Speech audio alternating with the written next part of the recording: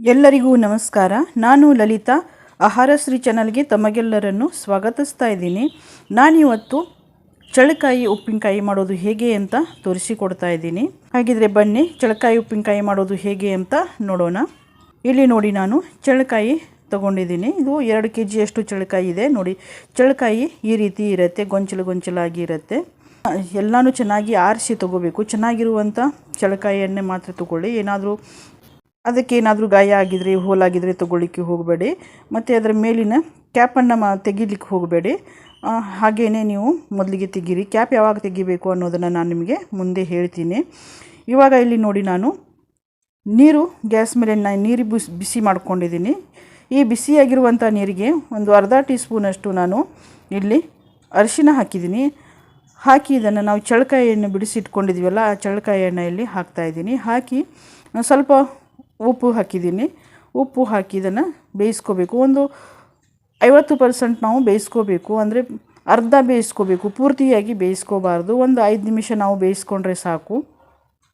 ಈಗ ಬೇಯಿಸ್ಕೊಂಡಿರುವಂಥ ಚಳಕಾಯಿಯನ್ನು ನಾವು ಒಂದು ಇಲ್ಲಿ ಪಾತ್ರೆಗೆ ತೆಗೆಯೋಣ. ಈಗ ಒಂದು ಕಾಟನ್ ಬಟ್ಟೆ ಮೇಲೆ ಈ ಚಳಕಾಯಿಯನ್ನು ಹಾಕಿ ಆರಲಿಕ್ಕೆ ಬಿಡೋಣ. ಒಂದು ಫ್ಯಾನ್ ಕೆಳಗಡೆ ಆಗಲಿ ಅಥವಾ ವಿಂಡೋ ಪಕ್ಕದಲ್ಲಿ ಆಗಲಿ ನೀವು ಗಾಳಿಗೆ ಆರಲಿಕ್ಕೆ ಬಿಡಬೇಕು. ಇಲ್ಲಾಂದರೆ ಬಿಸಿಲಲ್ಲಿ ಕೂಡ ನೀವು ಒಂದು 4 ಗಂಟೆ ಇಟ್ಟು ತಗೋಬಹುದು. ಒಬ್ಬೊಬ್ಬರು ಒಂದೊಂದು ರೀತಿಯಾಗಿ ಚಳಕಾಯಿ ಉಪ್ಪಿನಕಾಯಿಯನ್ನು ಹಾಕ್ತಾರೆ. ಆದರೆ ಈ ರೀತಿಯಾಗಿಯೂ ನೀವು ಒಂದು ಸಲ ಟ್ರೈ ಮಾಡಿ ಮತ್ತು ಹೇಗಿದೆ ಅಂತ ಕಮೆಂಟ್ ಕೂಡ ಮಾಡಿ. ಇವಾಗ ನೋಡಿ, ಇಲ್ಲಿ ನಾನು 4 ಗಂಟೆ ಬಿಸಿಲಿನಲ್ಲಿ ಇಟ್ಟು ಈ ಚಳಕಾಯಿಯನ್ನು ತೊಗೊಂಡಿದ್ದೀನಿ. ಈಗ ನಾವು ಇದರದ್ದು ಕ್ಯಾಪ್ ತೆಗಿಬೇಕು. ಇವಾಗ ನೋಡಿ, ಮೊದಲೇ ನಾವು ಕ್ಯಾಪ್ ತೆಗೆದ್ವಿ ಅಂದರೆ ಏನಾಗುತ್ತೆ ಅಂದರೆ ಅದರಲ್ಲಿ ನೀರು ಹೋಗಿ ಉಪ್ಪಿನಕಾಯಿ ಹಾಳಾಗುತ್ತೆ. ಅದಕ್ಕೋಸ್ಕರ ನಾವು ಮೊದಲೇ ಕ್ಯಾಪ್ ತೆಗಿಬಾರ್ದು. ಈ ರೀತಿ ಒಣಗಿಸಿದ ನಂತರ ಕ್ಯಾಪ್ ತೆಗಿಬೇಕು.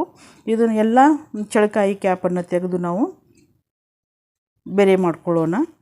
ಇವಾಗ ಇಲ್ಲಿ ನೀವು ನೋಡ್ಬೋದು, ಈ ರೀತಿಯಾಗಿ ಎಲ್ಲ ಕ್ಯಾಪನ್ನು ತೆಗೆದು ಸಪ್ರೇಟ್ ಮಾಡಿಕೊಳ್ಳಿ. ಈಗ ನಾನು ಇಲ್ಲಿ ಮಸಾಲೆ ಮಾಡಲಿಕ್ಕೆ 4 ಟೇಬಲ್ ಸ್ಪೂನಷ್ಟು ಬಡೆ ಸೊಪ್ಪು ತೊಗೊಂಡಿದ್ದೀನಿ. 1 ಟೇಬಲ್ ಸ್ಪೂನಷ್ಟು ಜೀರಿಗೆ ತೊಗೊಂಡಿದ್ದೀನಿ. 1 ಟೇಬಲ್ ಸ್ಪೂನಷ್ಟು ಇಲ್ಲಿ ಕಾಳು ಮೆಣಸು ತೊಗೊಂಡಿದ್ದೀನಿ. ಹಾಗೆಯೇ 1 ಟೀ ಸ್ಪೂನಷ್ಟು ಇಲ್ಲಿ ಮೆಂತ್ಯ ತೊಗೊಂಡಿದ್ದೀನಿ. ಮೆಂತ್ಯ ಸ್ವಲ್ಪನೇ ತೊಗೊಳ್ಳಿ, ಹೆಚ್ಚು ತೊಗೊಳ್ಳಿಕ್ಕೆ ಹೋಗಬೇಡಿ. ಇಷ್ಟನ್ನು ಹಾಕಿ ನಾವು ಈಗ ಗ್ಯಾಸನ್ನು ಆನ್ ಮಾಡಿ ನಾನು ಡ್ರೈ ಆಗಿಯೇ ಈ ಮಸಾಲೆಯನ್ನು ಹುರಿತಾ ಇದ್ದೀನಿ. ಸ್ವಲ್ಪ ಮಾಯ್ಶ್ಚರ್ ಹೋಗುವವರೆಗೂ ಈ ಮಸಾಲೆಯನ್ನು ಹುರ್ಕೊಳ್ಳಿ. ಬಹಳ ಹುರಿಲಿಕ್ಕೆ ಹೋಗಬೇಡಿ. ಒಂದು ಸ್ವಲ್ಪ ಬಿಸಿ ಆಗಬೇಕು ಮಸಾಲೆ, ಅಲ್ಲಿವರೆಗೂ ಹುರ್ಕೊಳ್ಳಿ. ಇವಾಗ ಇದು ಹುರಿದಾದ ನಂತರ ಈ ರೀತಿಯಾಗಿ ತರಿಯಾಗಿ ಪೌಡ್ರ್ ಮಾಡ್ಕೋಬೇಕು. ಇವಾಗ ಇಲ್ಲಿ ನೀವು ನೋಡ್ಬೋದು, ಈ ರೀತಿಯಾಗಿ ತರಿಯಾಗಿ ಪೌಡ್ರ್ ಮಾಡ್ಕೊಳ್ಳಿ. ಇದು ಆದ ನಂತರ ಈಗ ನಾನಿಲ್ಲಿ ಸಾಸಿವೆ ಬೇಳೆ 3 ಟೇಬಲ್ ಸ್ಪೂನಷ್ಟು ತೊಗೊಂಡಿದ್ದೀನಿ. ಟೇಬಲ್ ಸ್ಪೂನ್ ನೋಡಿ ಈ ರೀತಿ ಇರುತ್ತೆ. ನಿಮ್ಮ ಹತ್ರ ಟೇಬಲ್ ಸ್ಪೂನ್ ಇಲ್ಲಾಂದರೆ ಇದು ನಾವು ಉಪ್ಪಿಟ್ಟು ತಿಂತೀವಿ ನೋಡಿ, ಅದಕ್ಕಿಂತ ದೊಡ್ಡ ಸ್ಪೂನ್ ತೊಗೊಳ್ಳಿ, ಅದರಿಂದ ನೀವು ತೊಗೋಬೋದು. ಹಾಗೆಯೇ ಟೀ ಸ್ಪೂನ್ ನೋಡಿ ಈ ರೀತಿಯಾಗಿರುತ್ತೆ. ನಾವು ಉಪ್ಪಿಟ್ಟು ತಿಂತೇವೆ ನೋಡಿ, ಆ ಸ್ಪೂನಿಂದ, ಟೀ ಸ್ಪೂನ್ ಅಂದರೆ ಉಪ್ಪಿಟ್ಟು ತಿಂತೇವೆ ನೋಡಿ, ಆ ಸ್ಪೂನಿಂದ ನೀವು ತೊಗೋಬೋದು. ಇಲ್ಲಿ ನೋಡಿ, ನಾನು ಸಾಸಿವೆ ಬೇಳೆ ಸ್ವಲ್ಪ ಮತ್ತು ಮಂಗ್ರಾಲಿ ಸೀಡ್ಸ್ ಅಂತ ಹೇಳ್ತಾರೆ, ಅಂದರೆ ಈರುಳ್ಳಿ ಬೀಜ ಅಂತಲೂ ಹೇಳ್ತಾರೆ, ಕಲೋಂಜಿ ಅಂತಲೂ ಕೂಡ ಹೇಳ್ತಾರೆ. ಅದು ನಿಮ್ಮ ಹತ್ರ ಇದ್ದರೆ ತೊಗೊಳ್ಳಿ, ಇಲ್ಲಾಂದರೆ ಸ್ಕಿಪ್ ಮಾಡಬಹುದು. ನೀವು ಸಾಸಿವೆ ಬೇಳೆ ಅಷ್ಟೇ ತೊಗೊಂಡು ಈ ರೀತಿಯಾಗಿ ಸ್ವಲ್ಪ ಬಿಸಿ ಮಾಡ್ಕೋಬೇಕು. ಈಗ ಅದನ್ನು ಬಿಸಿ ಮಾಡಿ ಹಾಗೆ ಇಟ್ಕೊಂಡಿದ್ದೀನಿ. ಅದನ್ನು ಪೌಡ್ರ್ ಮಾಡ್ಕೊಳ್ಳೋದು ಬೇಡ. ಇಲ್ಲಿ ನೋಡಿ, ಸಾಸಿವೆ, ಚಿಕ್ಕ ಸಾಸಿವೆ ಇರುತ್ತೆ ನೋಡಿ ಕೆಂಪಗೆ, ಆ ಸಾಸಿವೆಯಲ್ಲಿ ತೊಗೊಂಡಿದ್ದೀನಿ. ಅದು ಹುಳಿ ಬರಲಿಕ್ಕೆ ಅಂತ. ಇದು ಫ್ಲ್ಯಾಕ್ಸ್ ಸೀಡ್ಸ್ ಅಂತ ಹೇಳ್ತಾರೆ, ಅಂದರೆ ಅಗಸೆ ಬೀಜ. ಇದೂ ಕೂಡ ಹುಳಿ ಬರಲಿಕ್ಕೆ ಅಂತ ಹೇಳಿ ಇದು ನಾವು ಪೌಡ್ರ್ ಮಾಡ್ಕೊಳ್ಳೋಣ. ಈಗ ನಾನಿಲ್ಲಿ ಎಣ್ಣೆ ಬಿಸಿ ಮಾಡಲಿಕ್ಕೆ ಇಡ್ತಾ ಇದ್ದೀನಿ. ಒಂದು ಅರ್ಧ ಬೌಲಷ್ಟು ಇಲ್ಲಿ ನಾನು ಎಣ್ಣೆ ಬಿಸಿ ಮಾಡಲಿಕ್ಕೆ ಇಟ್ಕೊಂಡಿದ್ದೀನಿ. ಎಣ್ಣೆ ಚೆನ್ನಾಗಿ ಬಿಸಿ ಆಗಬೇಕು. ಈ ರೀತಿ ನೋಡಿ ಹೊಗೆ ಹೋಗಬೇಕು, ಅಲ್ಲಿವರೆಗೂ ನಾವು ಎಣ್ಣೆಯನ್ನು ಬಿಸಿ ಮಾಡ್ಕೋಬೇಕು. ನೀವು ಬೇಕಿದ್ದರೆ ಸಾಸಿವೆ ಎಣ್ಣೆ ಕೂಡ ತೊಗೋಬೋದು. ಸಾಸಿವೆ ಎಣ್ಣೆಯಲ್ಲಿ ಉಪ್ಪಿನಕಾಯಿ ತುಂಬ ಚೆನ್ನಾಗಾಗುತ್ತೆ. ನನ್ನ ಹತ್ರ ಸಾಸಿವೆ ಎಣ್ಣೆ ಇರಲಿಲ್ಲ, ಅದಕ್ಕೋಸ್ಕರ ನಾನು ಕೊಬ್ಬರಿ ಎಣ್ಣೆ ತೊಗೊಂಡಿದ್ದೀನಿ. ಈಗ ನೋಡಿ, ನಾವೇನು ಹುರ್ಕೊಂಡಿದ್ದೀವಿ ಎಲ್ಲ ಸಾಸಿವೆ ಬೇಳೆ ಮತ್ತು ಕಲೋಂಜಿ, ಅದನ್ನು ಹಾಕಿದ್ದೀನಿ.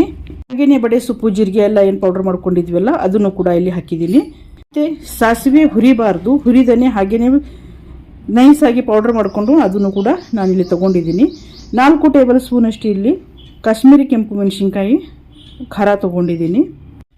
ಇದರಿಂದ ಕಲರ್ ತುಂಬ ಚೆನ್ನಾಗಿ ಬರುತ್ತೆ. ಹಾಗೆಯೇ ಇಲ್ಲಿ ಗುಂಟೂರು ಮೆಣಸಿನ್ಕಾಯಿ ಖಾರ 1 ಟೇಬಲ್ ಸ್ಪೂನಷ್ಟು ಇಲ್ಲಿ ಹಾಕ್ತಾಯಿದ್ದೀನಿ. ಟೀ ಸ್ಪೂನಷ್ಟು ಅರಿಶಿನ ಹಾಕಿದ್ದೀನಿ, ಹಾಗೆಯೇ ಆಮ್ಚೂರ್ ಪೌಡ್ರ್ 1 ಟೀ ಸ್ಪೂನಷ್ಟು ಹಾಕಿದ್ದೀನಿ. ಇವಷ್ಟನ್ನು ಹಾಕಿ ಈಗ ನಾವು ಮಿಕ್ಸ್ ಮಾಡ್ಕೊಳ್ಳೋಣ. ಈಗ ನೋಡಿ ಇಲ್ಲಿ ಉಪ್ಪು 4 ಟೇಬಲ್ ಸ್ಪೂನಷ್ಟು ತೊಗೊಂಡಿದ್ದೀನಿ. ಮತ್ತು ನಿಮಗೆ ಬೇಕು ಅಂತ ಅನಿಸಿದರೆ ನಂತರ ರುಚಿ ನೋಡಿಕೊಂಡು ನೀವು ಹಾಕೋಬಹುದು. ಇದೆಲ್ಲ ಮಸಾಲೆಯನ್ನು ನಾವು ಎಲ್ಲ ಮಿಕ್ಸ್ ಮಾಡ್ಕೊಳ್ಳೋಣ. ಇವಾಗ ಚೆನ್ನಾಗಿ ಮಿಕ್ಸ್ ಮಾಡ್ಕೊಳ್ಳಿ. ನೀವು ನನ್ನ ಚಾನಲ್ನ ಹೊಸದಾಗಿ ನೋಡ್ತಾ ಇದ್ದರೆ ದಯವಿಟ್ಟು ಎಲ್ಲರೂ ಸಬ್ಸ್ಕ್ರೈಬ್ ಮಾಡಿ, ಪಕ್ಕದಲ್ಲಿರುವ ಬೆಲ್ ಐಕನ್ನ ಕ್ಲಿಕ್ ಮಾಡಿ. ಹಾಗೆಯೇ ನನ್ನ ವಿಡಿಯೋ ನಿಮಗೆ ಇಷ್ಟ ಆಯಿತು ಅಂದರೆ ಲೈಕ್ ಮಾಡಿ ಮತ್ತು ಶೇರ್ ಕೂಡ ಮಾಡಿ, ಮತ್ತು 1000 ಸಬ್ಸ್ಕ್ರೈಬರ್ ಆಗಲಿಕ್ಕೆ ನನಗೆ ಸಪೋರ್ಟ್ ಮಾಡಿ. ಇಲ್ಲಿ ನೋಡಿ ನಾನು ಈ ಎಣ್ಣೆಯಲ್ಲಿ ನಾನು ಹಿಂಗು ಹಾಕಿದ್ದೀನಿ, 1 ಟೀ ಸ್ಪೂನಷ್ಟು ಹಿಂಗು ಹಾಕಿದ್ದೀನಿ. ಹಿಂಗೆ ಹಾಕಬೇಕಾದ್ರೆ ವಿಡಿಯೋ ಆಗಲಿಲ್ಲ, ಸಾರಿ. ಹಿಂಗು ಹಾಕಿದ್ದೀನಿ. ಹಿಂಗು ಹಾಕಿದ ನಂತರ ನಾವು ಈ ಮಸಾಲೆಯನ್ನು ನಾವು ಮಿಕ್ಸ್ ಮಾಡ್ಕೊಂಡಿದ್ದೀವಲ್ಲ, ಆ ಮಸಾಲೆಯನ್ನು ಇದರಲ್ಲಿ ಹಾಕಿ ಮಿಕ್ಸ್ ಮಾಡ್ಕೋಬೇಕು. ಸ್ವಲ್ಪ ಬೆಚ್ಚಗೆ ಇರಬೇಕು ಎಣ್ಣೆ, ಪೂರ್ತಿಯಾಗಿ ತಣ್ಣಗಾಗಬಾರ್ದು. ಆವಾಗ ನಾವು ಈ ಮಸಾಲೆ ಮತ್ತು ಹಿಂಗನ್ನು ಹಾಕಿ ಈ ರೀತಿ ಮಿಕ್ಸ್ ಮಾಡ್ಕೋಬೇಕು. ಚೆನ್ನಾಗಿ ಮಿಕ್ಸ್ ಮಾಡ್ಕೊಳ್ಳಿ ಎಣ್ಣೆಯಲ್ಲಿ. ಈ ರೀತಿ ನಾವು ಮಾಡೋದ್ರಿಂದ ಉಪ್ಪಿನಕಾಯಿಗೆ ಕಲರ್ ತುಂಬ ಚೆನ್ನಾಗಿ ಬರುತ್ತೆ. ಒಂದ್ಸಲ ನೀವು ಕೂಡ ಈ ರೀತಿಯಾಗಿ ಟ್ರೈ ಮಾಡಿ ನೋಡಿ. ಇವಾಗ ಇದು ಇಲ್ಲಿ ಮಿಕ್ಸ್ ಆಗಿದೆ. ಈಗ ನಾನಿದಕ್ಕೆ ಅಗಸೆ ಬೀಜದ ಪೌಡರನ್ನು ನಾನಿಲ್ಲಿ ಹಾಕ್ತಾಯಿದ್ದೀನಿ. ನನಗೆ ಮೊದಲೇ ನಾವು ಮಸಾಲೆ ಮಾಡಬೇಕಾದ್ರೆ ಕರೆಂಟ್ ಇರಲಿಲ್ಲ, ಕರೆಂಟ್ ಹೋಗಿತ್ತು. ಅದಕ್ಕೋಸ್ಕರ ಅದೊಂದು ಪೌಡರ್ ಮಾಡೋದು ಉಳಿದಿತ್ತು. ಈಗ ಆ ಪೌಡರನ್ನು ನಾನಿಲ್ಲಿ ಮಸಾಲೆಯಲ್ಲಿ ಹಾಕಿ ಮಿಕ್ಸ್ ಮಾಡ್ತಾಯಿದ್ದೀನಿ. ಇವಾಗ ಇದು ಮಿಕ್ಸ್ ಆಗಿದೆ. ಈಗ ಇಲ್ಲಿ ಚಳಕಾಯಿ ಹಾಕ್ತಾಯಿದ್ದೀನಿ. ಇದನ್ನು ಮಸಾಲೆಯಲ್ಲಿ ಚೆನ್ನಾಗಿ ಮಿಕ್ಸ್ ಮಾಡಿ ನಾವು ಅಗಸೆ ಬೀಜದ ಪೌಡ್ರ್ ಮತ್ತು ಸಾಸಿವೆ ಪೌಡರನ್ನು ಹಾಕ್ಕೊಳ್ಳೋದ್ರಿಂದ ಅದಕ್ಕೆ ಹುಳಿ ಬರುತ್ತೆ. ಹುಳಿ ಬರಲಿಕ್ಕೆ ಇದು ಒಂದು 8 ದಿನ ಆದರೂ ನಮಗೆ ಬೇಕಾಗುತ್ತೆ. ನಾವು 8 ದಿನ ನಾವು ಉಪ್ಪಿನಕಾಯನ್ನು ಒಂದು ಪಾತ್ರೆಯಲ್ಲಿ ಹಾಕಿ ಅದಕ್ಕೆ ಒಂದು ಬಟ್ಟೆಯನ್ನು ಕಟ್ಟಿ ನಾವು ಹಾಗೆ ಇಡಬೇಕಾಗುತ್ತದೆ. ಮಧ್ಯದಲ್ಲಿ ನಾವು ಪ್ರತಿದಿನ ನಾವು ಅದನ್ನು ಚೆಕ್ ಮಾಡ್ತಾ ಇರಬೇಕು. ಯಾಕೆಂದರೆ ಉಪ್ಪು ಕಡಿಮೆ ಆಯಿತು ಅಂದರೆ ಅದಕ್ಕೆ ಮೇಲ್ಗಡೆ ವೈಟ್ ಆಗುತ್ತೆ, ಅಂದರೆ ಬೂಸರು ಬಂದಿದೆ ಅಂತ ಹೇಳ್ತಾರೆ ನೋಡ್ರಿ, ಆ ರೀತಿ ಆಗುತ್ತೆ. ಅದಕ್ಕೋಸ್ಕರ ನಾವು ಪ್ರತಿದಿನ ಅದನ್ನು ಚೆಕ್ ಮಾಡ್ತಾ ಇರಬೇಕು. ಹಾಗೇನಾದರೂ ಆಯಿತು ಅಂದರೆ ನಮಗೆ ಉಪ್ಪು ಕಡಿಮೆ ಆಗಿದೆ ಅಂತ ನಾವು ತಿಳ್ಕೋಬೇಕು. ನಂತರ ಉಪ್ಪನ್ನು ಅದಕ್ಕೆ ಸೇರಿಸಿ ನಾವು ಮತ್ತೆ ಮುಚ್ಚಿ ಇಡಬೇಕು. ಈಗ ಇದನ್ನು ಒಂದು ಪಾತ್ರೆಗೆ ನಾನಿಲ್ಲಿ ಹಾಕ್ತಾ ಇದ್ದೀನಿ. ಈಗ ನಿಮಗೆ ಉಪ್ಪಿನಕಾಯಿ ಈ ರೀತಿಯಾಗಿ ಕಾಣಿಸ್ತಾ ಇದೆ. ಅದನ್ನು ನಾವು ಮಿಕ್ಸ್ ಮಾಡ್ತಾ ಹೋದಂಗೆ ಅದು ಎಣ್ಣೆ ಎಲ್ಲ ಮೇಲ್ಗಡೆ ಬರುತ್ತೆ. ಯಾವುದೇ ನಾವು ಉಪ್ಪಿನಕಾಯನ್ನು ಹಾಕಿದರೂ ಎಣ್ಣೆ ಚೆನ್ನಾಗಿ ಹಾಕಬೇಕು. ಎಣ್ಣೆ ಚೆನ್ನಾಗಿ ನಾವು ಹಾಕಿದ್ದೀವಿ ಅಂದರೆ ಉಪ್ಪಿನಕಾಯಿ ಹಾಳಾಗಲ್ಲ, ಚೆನ್ನಾಗಿ ಇರುತ್ತೆ. ಇಲ್ಲಿ ನಾನೊಂದು ಬಟ್ಟೆ ತೊಗೊಂಡಿದ್ದೀನಿ. ಈ ಕಾರ್ನರ್ಗೆ ನಾನು ಈ ರೀತಿಯಾಗಿ ಗಂಟು ಹಾಕ್ತಾ ಇದ್ದೀನಿ. ಗಂಟನ್ನು ಹಾಕಿ ಈ ಬಟ್ಟೆಯನ್ನು ನಾವು ಈ ಪಾತ್ರೆಗೆ ಕಟ್ಕೊಳ್ಳೋಣ. ಈ ರೀತಿಯಾಗಿ ಪಾತ್ರೆಗೆ ಕಟ್ಕೊಳ್ಳಿ. ಕಟ್ಟಿ ನಾವು 8 ದಿನ ಹಾಗೆ ಬಿಡಬೇಕು. 8 ದಿನ ಬಿಟ್ವಿ ಅಂದರೆ ನಾವು ಮಧ್ಯದಲ್ಲಿ ಅಂದರೆ ಪ್ರತಿದಿನ ನಾವು ಅದನ್ನು ಚೆಕ್ ಮಾಡ್ತಾ ಇರಬೇಕು. ಹಾಗೇ ಬಿಡಲಿಕ್ಕೆ ಹೋಗಬೇಡಿ. ಈ ರೀತಿಯಾಗಿ ನಾವು 8 ದಿನ ಬಿಡೋದ್ರಿಂದ ಅದಕ್ಕೆ ಉಪ್ಪಿನಕಾಯಿಗೆ ಹುಳಿ ಬರುತ್ತೆ. ಇವಾಗ ಇಲ್ಲಿ ನೀವು ನೋಡ್ಬೋದು 8 ದಿನ ಆಗಿದೆ. ಇವಾಗ ಇದನ್ನು ಉಪ್ಪಿನಕಾಯಿ ಹೇಗಾಗಿದೆ ಅಂತ ನೋಡೋಣ. ಇವಾಗ ಇಲ್ಲಿ ನೀವು ನೋಡ್ಬೋದು ಎಣ್ಣೆ ನೋಡಿ ಮೇಲ್ಗಡೆ ಯಾವ ರೀತಿ ಬಂದಿದೆ ಅಂಥೇಳಿ. ಈ ರೀತಿ ಆಗಬೇಕು ನೋಡಿ, ಎಷ್ಟು ಚೆನ್ನಾಗಿ ಕಾಣಿಸ್ತಾ ಇದೆ. ಇವಾಗ ಇದು ಉಪ್ಪಿನಕಾಯಿ ಆಗಿದೆ. ಇದನ್ನು ನಾವು ಏರ್ಟೈಟ್ ಕಂಟೈನರ್ನಲ್ಲಿ ಹಾಕಿ ನಾವು ಇದನ್ನು ಯೂಸ್ ಮಾಡ್ಕೋಬಹುದು. ನಾವು ಪ್ರತಿ ಸಲ ಯೂಸ್ ಮಾಡಬೇಕಾದ್ರೆ ಅದಕ್ಕೆ ತಂಪಿರುವಂಥ ಸ್ಪೂನ್ ಆಗಲಿ ಅಥವಾ ಕೈ ಆಗಲಿ ನಾವು ಅದಕ್ಕೆ ಹಚ್ಚಬಾರ್ದು. ಉಪ್ಪಿನಕಾಯಿ ಹಾಳಾಗತ್ತೆ ಹಾಗೆ ಮಾಡೋದರಿಂದ. ನಾವು ಹೀಗೆ ಮಾಡಿದಂಥ ಉಪ್ಪಿನಕಾಯಿ 1 ವರ್ಷ ಇಟ್ಟು ಬೇಕಾದ್ರೂ ತಿನ್ನಬಹುದು. ಈಗ ಇಲ್ಲಿ ನೋಡಿ ನಾನು ಗಾಜಿನ ಬಾಟಲನ್ನು ತೊಗೊಂಡಿದ್ದೀನಿ. ಅದು ಚೆನ್ನಾಗಿ ತೊಳೆದು ನಾವು ಕ್ಲೀನಾಗಿ ಒರೆಸಿ ತೊಗೋಬೇಕು. ಅದರಲ್ಲಿ ನೀರಿನ ಅಂಶ ಇರಬಾರ್ದು. ನೋಡಿ ಇಲ್ಲಿ ಚಳಕಾಯಿ ಉಪ್ಪಿನಕಾಯಿ ರೆಡಿಯಾಗಿದೆ.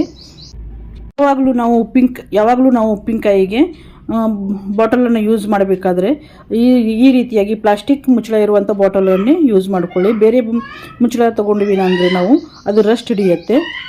ಎಲ್ಲರಿಗೂ ಧನ್ಯವಾದಗಳು.